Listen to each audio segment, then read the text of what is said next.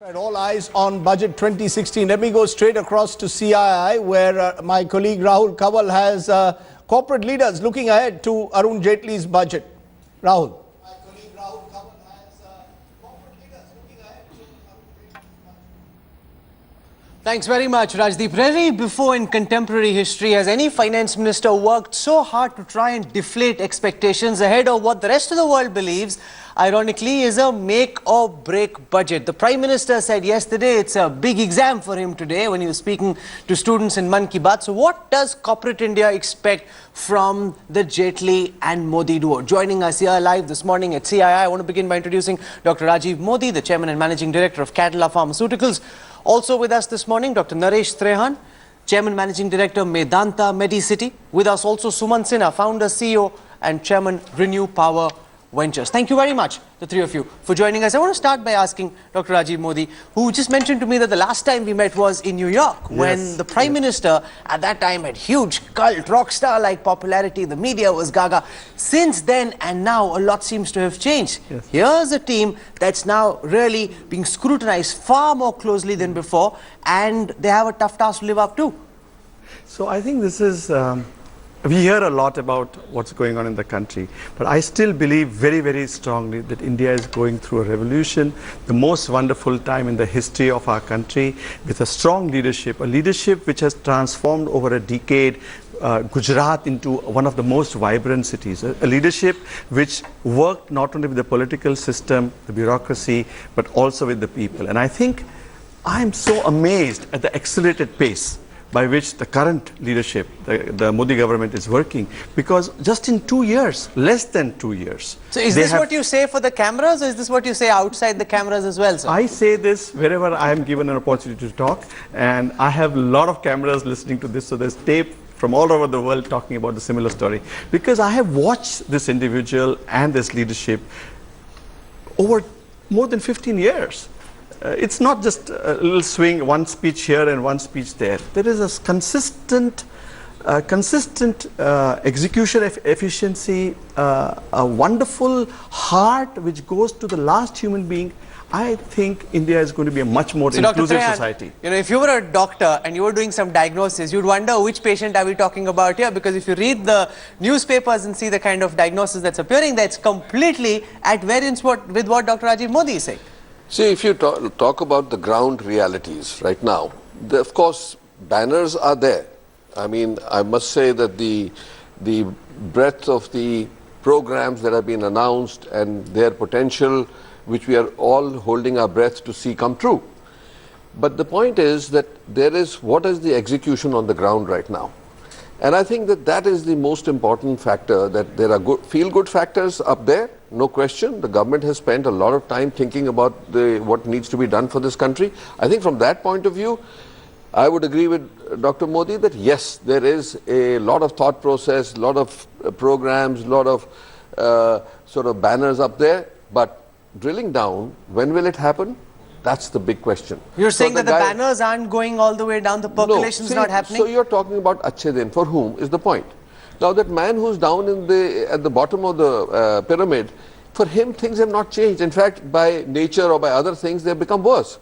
So that's the important factor that we need to look at. Is that not important, Dr. Rajiv Modi, that while Achhe Din may have come for you, or in your perception the Achhe Din are here, Achhe Din from the perspective of the voters, they haven't arrived, and for them this is an important opportunity to see whether the Modi government can walk down that road. So this is exactly what I sort of said, maybe in a very fast fashion.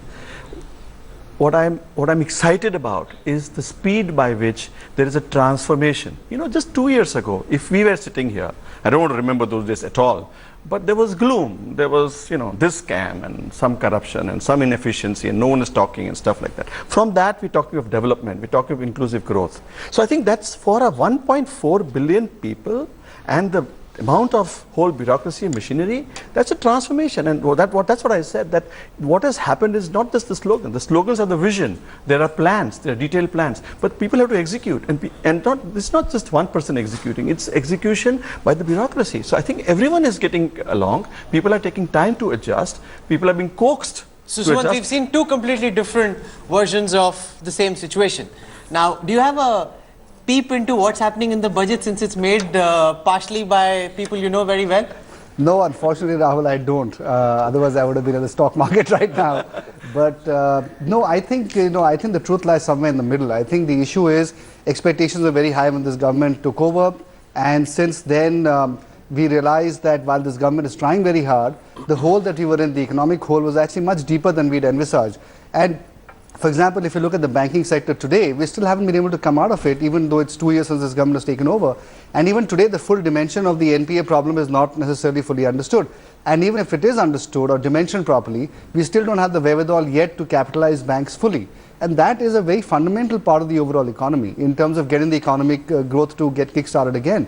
So I think there are issues like that that still haven't been fully dealt with and they need to be dealt with.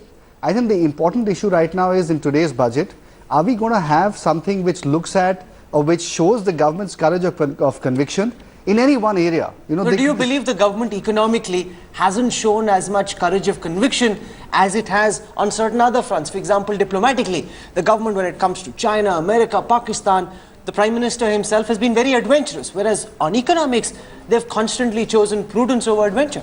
No, I think, look, there is some merit in being prudent as well. I think you can't go just the whole hog right off the bat without having fully, understood the dimensions of the problems. So I think they've taken some time to understand it. I think now is the time when, having understood the problems, having understood the whole situation and the whole system and how it works, is the time to really start fixing the issues. And as I said, they have to demonstrate some courage of conviction, whether it is in the area of strategic divestments, or whether it is in the area of bank recapitalizations, or it is in the area of cutting subsidies, or cutting corporate taxes, or giving a huge allocation to farmers and thereby kick-starting rural demand. They have to pick one or two handles and then really go after That's those. very important, because far from cutting subsidies, because the Prime Minister started off by making fun of Manrega, saying this is the example, the epitome of the monumental failures of the Congress government. Now, not much has changed on the ground as far as Manrega implementation is concerned. Suddenly he starts singing paeans in support of Manrega.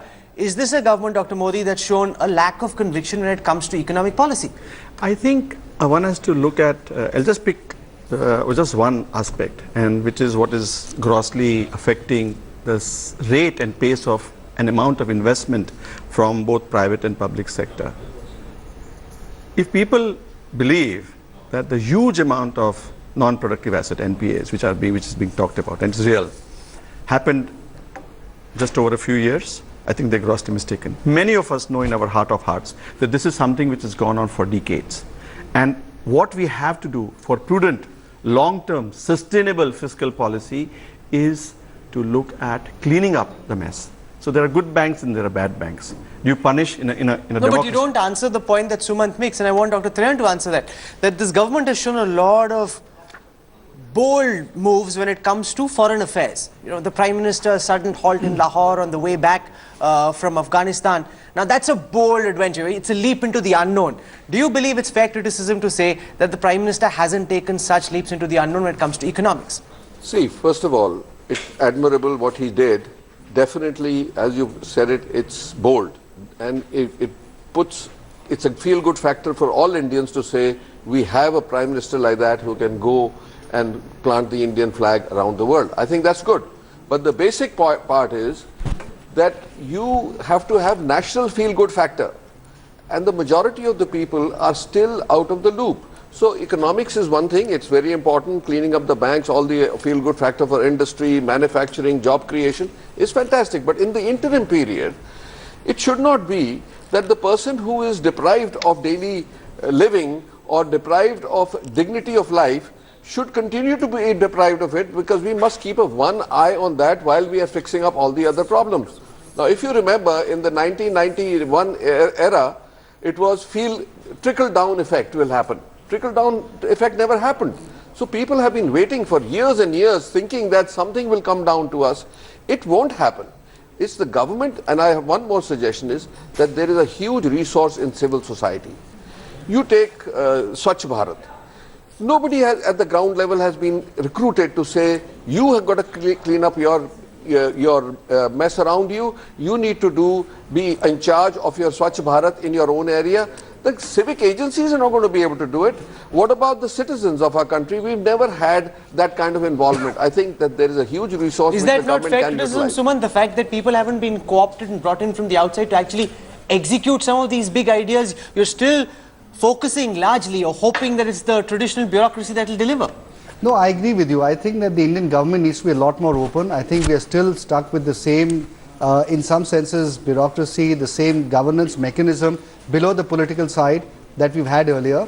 And I think to launch schemes like Swachh Bharat and even Make in India, we need to really broad base this whole activity. And maybe this is the right time to get people in from outside the government into the government and really have a much better two-way transfer of knowledge and experience and expertise. I think that's really essential. But that goes to the larger issue of administrative reforms, which again, this government has not really touched in really great measure. Well, these are very important points. And since Rajiv Modi has been the most vociferous supporter of what the BJP government has done so far, why have these decisions not been taken? Administrative reform is something the Prime Minister spoke about, or at least candidate Modi spoke about. Maximum government, maximum governance, minimum government. Everything we've seen has actually been to the contrary and nothing to actually realize that vision. So I think, in all fairness, you are being unfair by saying what was talked about is not being executed. I keep on harping this very simple thing because all of us run big businesses. To take a management decision and execute that is not a trivial factor. If you ever run a company of 5 people, 20 people, 100 people, 100,000 people, we are running a country of 1.4 billion people who actually have been thinking of a different way of running the day-to-day operations. That whole operations has to be tweaked. Gentlemen, be positive about what is happening. I think I'm seeing from media and from everybody else, including some of my colleagues. Let's be positive. Good things are happening, have started happening in our country already. All of us know in our hearts. And I don't want to quote the thing by saying, I'm talking about BJP, but wonderful things have been starting to happen. Just go and talk to some people who are not biased, not in front of the camera, who are not shy. But is this not a problem? I want to introduce also Dr. Sudhir Kapoor, the MD and CEO of Country Strategy Business Consultants.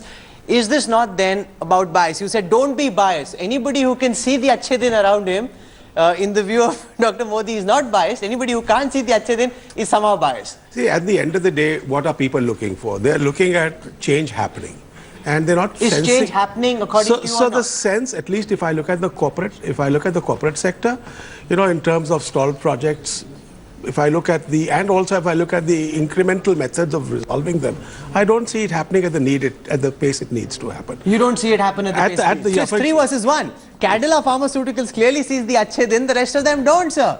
What's going on, Dr. Modi? So one thing that going on. The pace. I think everyone is, none of the colleagues have mentioned negative. None of them, they have said pace. People are talking of this expectation and matching the expectation. That's the glitch. Yes, you also heard someone say that administrative reforms not happen. Change of government in May and June, Achhe Din will happen in 2014. That's, maybe. Dr. Trehan, I'll tell were you one expectations simple hyped thing. to a certain extent that please. Being disappointed was all likely? All of us around the table, हमारे अच्छे दिन तो पहले भी थे. We were not suffering. Yeah. The point right now is that you got to take the अच्छे दिन to the guys who are suffering. How long more do we expect them to suffer? The way to do that, at least put a timetable and say, look, it'll take me 5 years to get you out of the gutter. Okay, I can accept that. But to say, अच्छे दिन आएंगे, but those poor people are still as poor and by nature with the monsoon failing, all the other stuff, how can you actually turn a blind eye to people committing suicide because they can't survive? They can't take care of their families. I think that there is this budget, my expectation is, and I'll talk about health, okay? I'm not worried about corporate getting SOPs. I don't think we should, okay? My colleagues will hate me, but that's okay.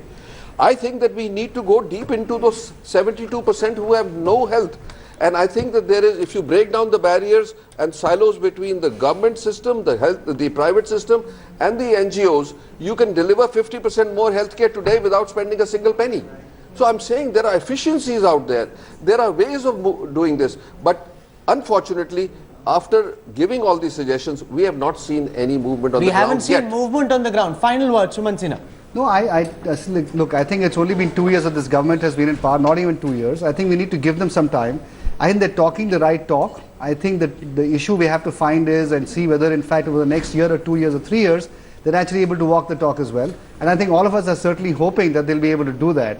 And today is an important step in that direction. But despite you saying it's an important step in that direction, Dr. Sudhir Kapoor, the government seems to believe don't hype expectations. Don't make too much of a big deal. This is just a statement of accounts. Whatever needs to be done can also happen outside the budget. So if I've been involved in executing very large projects. And when you execute large projects, you create milestones. So if you are able to create milestones and say, all right, this is my end game, I'll reach this in 5 years. In year 1, I will achieve this. Year 2, so you will then be able to measure expectations against milestones. And if that starts happening, I think the level of satisfaction will dramatically improve.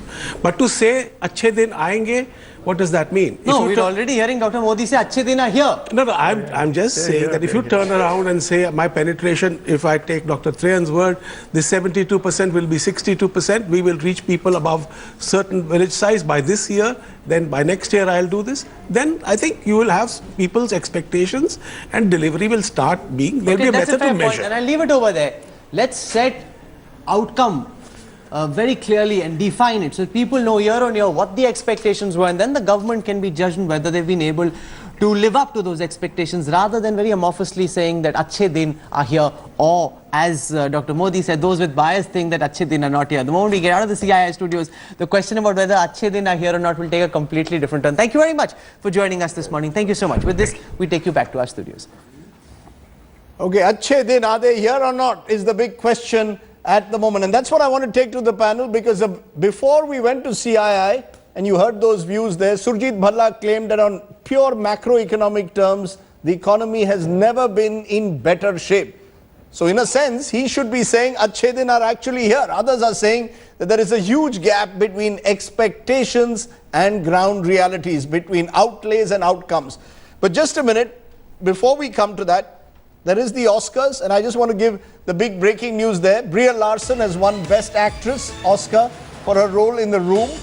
Best Director, Alexandra Gonzalez for The Revenant, which could win the Best Actor in a moment for Leonardo DiCaprio. So we will come back to that. Surjit, you're not going to get Best Actor.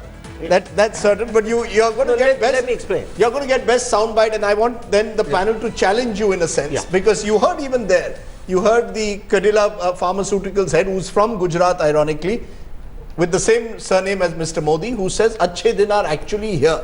Do you believe that we are painting a doom and gloom picture, those like Prasenjit, or do you believe actually that this is a huge opportunity at the moment and the government is on the right track? Yeah, before getting to whether the government is on the right track, whether it's a huge opportunity or not, or Prasenjit or anybody, let me just make it very clear what I mean by that the macroeconomy is the best ever in India. That doesn't mean no problem. That doesn't mean that we can grow a lot faster. That doesn't mean we can possibly grow lower.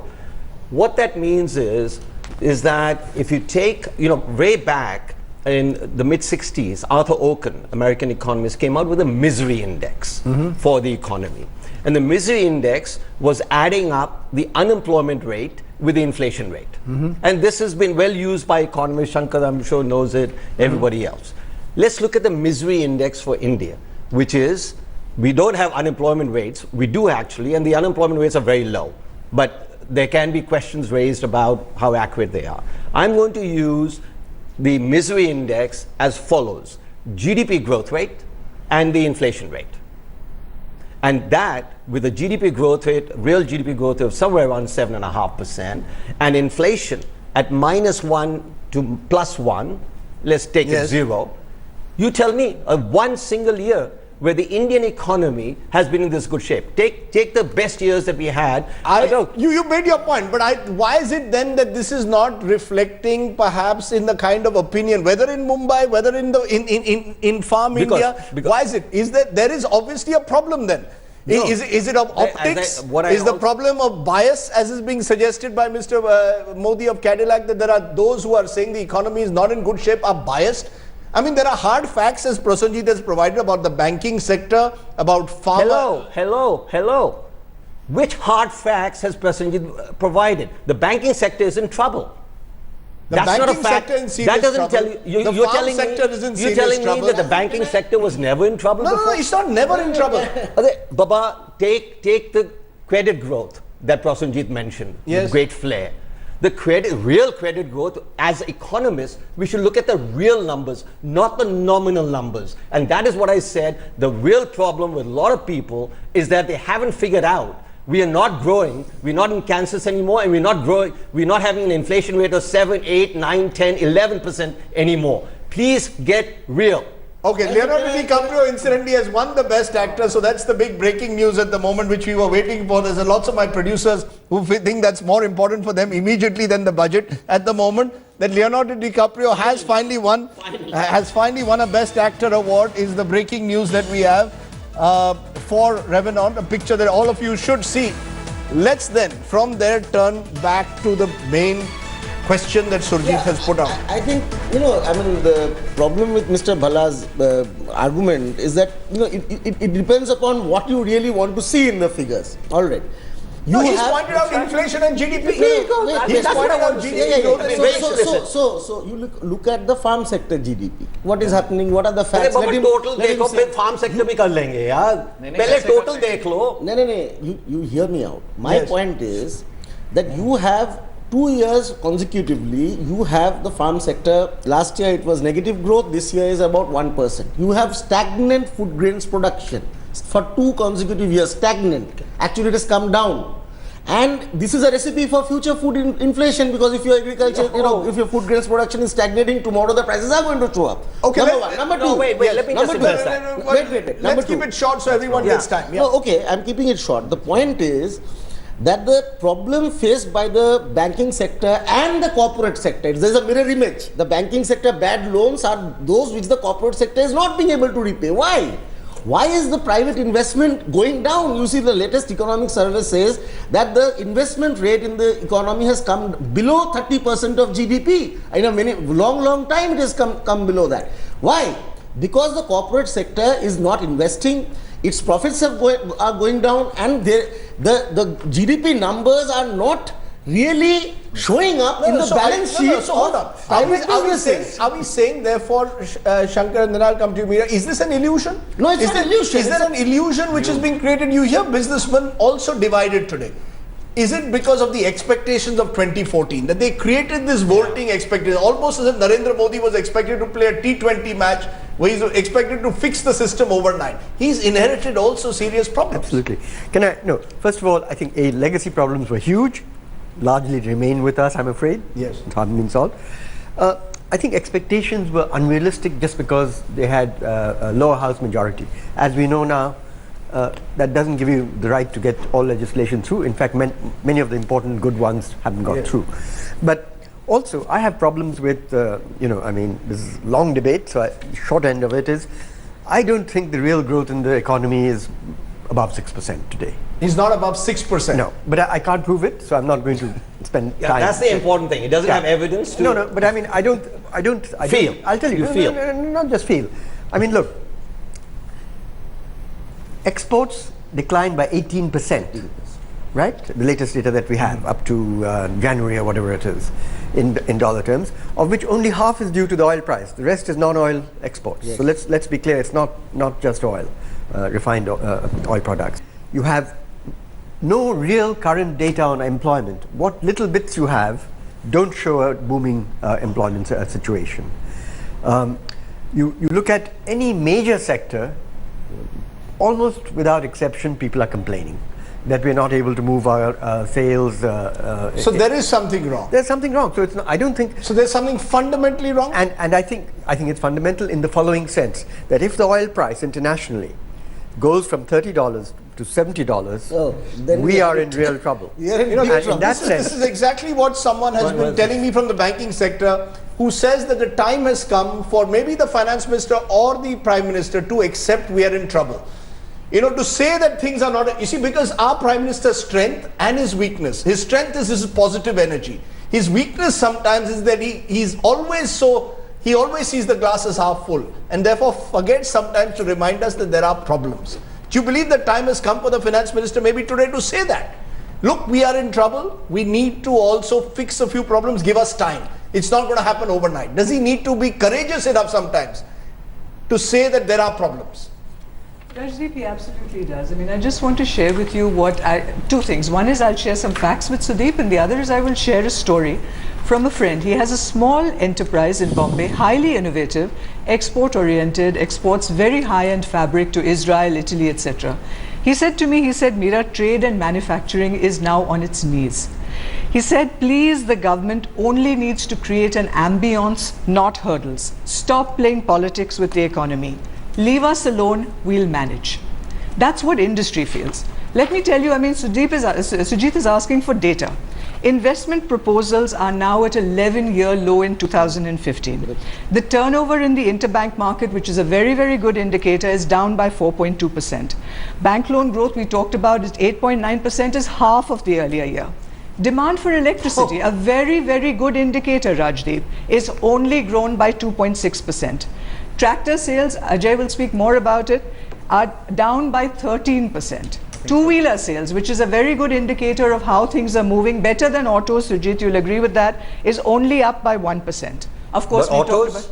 Autos, yes, but who buys autos, Sujit? Okay. The bulk of India, and certainly middle class. I'm going to get you to respond. No, Sujit, you're the outlier, so I'm going to get you to respond. Let everyone have their say. As long as I get a chance. Is there a serious problem in the farm sector far beyond even our wildest imagination at the moment? I think so. I'll have to take Surjit Balaji with me to the farms to see the disillusionment that exists on the farms and to see the crisis that there is. And sitting here, I'm not saying Mr. Modi again inherited. Let's be fair to this Prime Minister. It's again inherited. Yes, I'm saying this government is not responsible for the crisis it faces today, but this government is responsible for setting things right, which it is not setting things right. Because the flip side that I'm often given is Mr. Modi is putting in place the building blocks, but it's going to take time. Should he be telling the country that, Manish, you've been speaking about jobs. You said at the start there's a job emergency. What worries me, 10 lakh young Indians coming into the job market every month, 1.2 million, some say, in a year. Now, for them, these discussions mean nothing unless they get productive employment. But you have to fix farms by having less farmers. We can't have half our labor force, 240 million people, produce 15% of our GDP. I mean, 240 million Indians produce less food than 8 million Americans. The solution to farming is to have less farmers, is to have more non-farm job creation. Sure. So how do you have more non-farm job creation? You're going to have to speed up infrastructure. You're going to have to create a growth and investment cycle. You're going to resort to public spending. You have all these challenges. At the same time, you'll have Sujit and Shankar who are going to look at fiscal responsibility, who are going to expect the finance minister to stick to numbers. You have to pay for the 7th pay commission. You have to pay for OROP. What does the finance minister do? He's not a magician. Right. So if you're agreeing that nothing can be done in the short run, then my submission is that nobody's saying that. Right? My submission is that if we look at the landscape, then manufacturing employment is Make in India, Skill India. There is a plan in place of 5 things which will take obviously longer than the next 15 minutes or 15 weeks or 15 months. That's right. There's a birth defect of the Indian economy. You have to understand, we have 6.3 enterprises. 1.2 crore of them don't have an office. 1.2 crore enterprises work from home. Only 85 lakh enterprises pay any form of tax. There are only 10 lakh companies in this country. There are only 17,000 companies with a paid up capital of 10 crores. You've screwed it up for 70 years. It's not going to get fixed in the next 15 minutes. I agree. It's a hostile habitat for entrepreneurship. All these people who talk about jobs have never created jobs. Paying a salary, it's a hostile habitat. We have to substitute for the state. We have to provide our own power. We have to provide our own transport. Now you're telling us to manufacture our own employees? As an entrepreneur, there are 2 kinds of companies you can create, a baby and a dwarf. Okay, I've heard, Sujit, I want to go to the politicians in a moment. Maybe you want to hear them and then give the final word. Okay, fine. Let's just hear from the politicians, because Javed Ansari is waiting. I like the word, there's a birth defect problem with the Indian economy. And then we expect Arun Jaitley to be some kind of a gynecologist who's going to solve it all overnight for us. We expect all our finance ministers to be magicians. What's the view in Parliament as we head to the budget in a half an hour, Javed? Is there going to be this tension I'm going to see in Parliament because the politics is getting more polarized and the economy needs some consensus? Quick response from your guest there. Yes, Rajdeep, I have 4 eminent guests with me. On my left is Kalikesh Singh Dev of the BJD, Mr. Naresh Gujral from the Akali Dal, Rajiv Gowda of the Congress, and Kiran Vissa of the Jai Kisan Andolan. You asked about politics. Let me begin by asking that, posing that question to Rajiv Gowda. Will politics overtake, or will, for once, we'll see a roadmap forward to keep the, to take the country forward and to get the economy up and running? Good economics is good politics. I hope Mr. Jaitly understands that. And when we say good economics, we mean inclusive economics, paying attention to all those sectors, the women, children, the vulnerable, farmers, rural India, that this government has had no attention to in the last couple of years. Mr. Gujral, this will be Mr. Jaitly's third budget. The previous two budgets have failed to generate any momentum. You are a supporting party. Do you have any idea? Is there a rabbit that he can pull out of his hat? Look, he has a very difficult task ahead of him. He has to ensure that he maintains the fiscal discipline, yet the growth requirements of the economy have to be kept in view. Keeping that in view, I think he will come out with a lot of things, but I'm expecting a lot to happen on the farm sector. There is rural distress, and I'm sure he will address that. Also, the so-called tax terrorism, he will definitely announce something to end that, and also tax reform measures which the country is expecting for a long time. Kalikesh, your party sits on the sidelines. You know, there was talk of creating a huge number of jobs. Those jobs are nowhere to be seen. So far it's been development and growth without the trickle-down effects. So no jobs, rural sector stressed, manufacturing down, export down, some cherry-picking of numbers to massage the entire economic survey as it came out. I think, what the biggest failure of the government has been that irrespective of the problems of the budget and the balancing of the budget issues, they haven't really come up with the off-budget simplification of the economy as is required. In terms of an example, simplification of the direct tax code, easing out the exit policies of FDI. They've improved the entry but not improved the exit, as a result of which investment is not going in, whether domestic or foreign. There's no investment on the ground, there's no manufacturing capacities being built up, and there is no job creation. Kiran, you all have released a Kisan budget. The rural sector, the farming sector is in obvious distress. What do you want this government to do? What exactly are you looking forward to? What do you expect Arun Jaitley to say or do for the farm sector that will allay your concerns? The farm sector has been completely neglected, especially in the first 2 years of this government. So what the farmers expect is not just announcement of one or two schemes to which they allocate 100 crores and so on, and then not spend it, which is what has happened in the last couple of years. But what we need is a comprehensive vision for addressing the rural distress. We need an income assurance program for the farmers, which will we want a farmers income commission to be set up on the lines of the 7th pay commission, which is there for a small segment of employees. The 50 to 60% of people who are dependent on agriculture need a farmers income commission, which will guarantee a minimum income which will provide a dignified living for all the farmers. And secondly, all the promises which the government has broken in terms of the minimum support prices and the marketing facilities that are supposed to be provided should be really addressed in this budget. Rajdeep, the politicians have made the remarks. They expect Arun Jaitley to deliver. Well, that's the question. Farmers' Income Commission is what the farmers of this country want. Now, that's not going to probably happen in this budget, but clearly farmers are a core focus. But Surjit, you've listened now to politicians, you've listened to industry, you've listened to other voices on this program. Yeah. There's a general sense that the system has broken. Someone put this to me the other day. The system has broken. It can't be fixed overnight. Now, whoever is responsible for it, this is not about blame game. Let's be clear. Is it time for the finance minister and the prime minister to say that? Okay. What's wrong in sometimes saying that the system has broken? We need surgery. This is not about incremental reform anymore or putting band-aid. Okay. We need, this patient is in ICU, it needs surgery. Okay, let me address, and I hope I'll just address it in 2 minutes.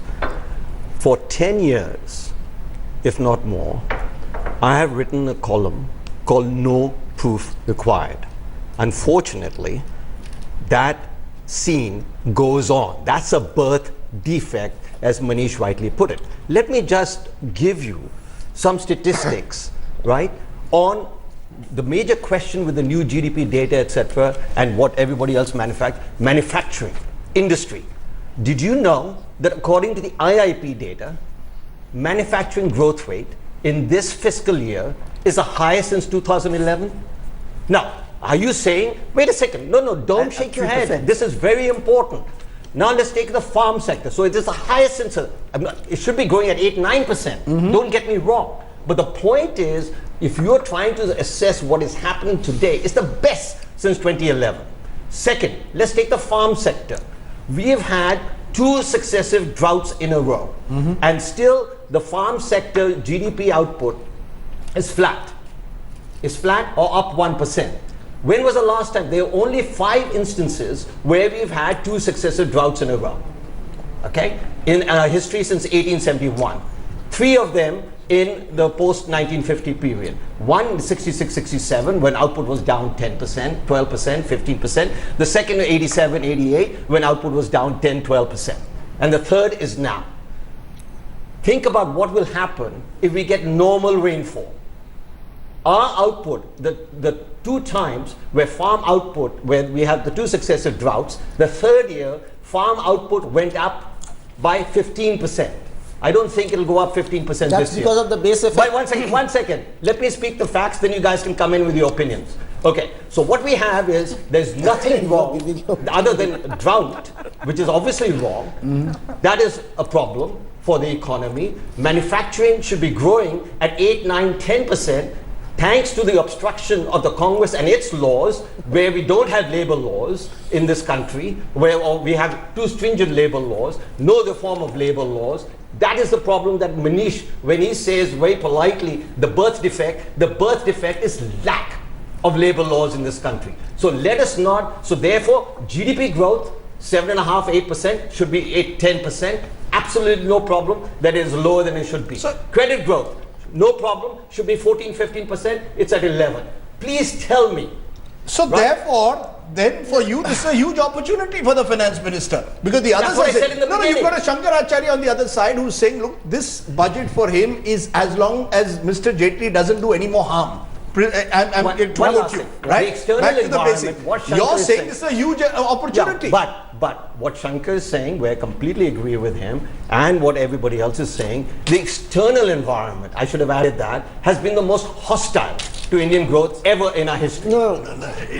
Quick response. I think that Mr. Bhalla is just, coming up with a litany of excuses of for why the situation is so bad. That best facts, not opinion. The point is that this government came to power by promising the moon. They said we are going to fix the economy. Has the economy got fixed? No. Look at the inflation rate. No, it's a question of inflation rate down from 10%. No, first of all, they have to come out of the denial mode. That is the biggest problem. You have to first of all admit that there is a problem. You can't go around saying that the world economy is in a crisis and there is drought in the drought for 2 years. That is why we are not doing so well, etc. The point is I need to take a hard break. What you call a hard break is that I have to stop at exactly this point, because for the simple, in about 30 seconds, because this is the only period we get before the finance minister speaks where we can make some revenues ourselves from advertisers. And these are tough times. These are not necessarily achhe din when it comes to advertisers. But I think we've got the point. There are 2 clear alternative views of the state of the economy. One believes that this is a huge opportunity, the glass is half full in a way. The other believes that the glass is half empty, and the finance minister at the moment needs to recognize that and step out of denial mode. I think these are 2 clear views emerging. We'll see which direction the finance minister takes us. When we return, we'll be just about ready to go to Parliament, where Arun Jaitley will deliver his 3rd budget, and possibly his most critical one. Because if he doesn't deliver this time, it really could be a serious question mark over his future as well as the promises of this NDA government. 3 major water plants have been shut down in Delhi, this time due to high ammonia levels. Major crisis in central and north Delhi. Aam Aadmi Party Minister Kapil Mishra is saying that the पैसे वाले बाबू मेरा budget बना दो, पैसे वाले बाबू मेरा budget बना दो, बजट बना दो, बजट बना दो।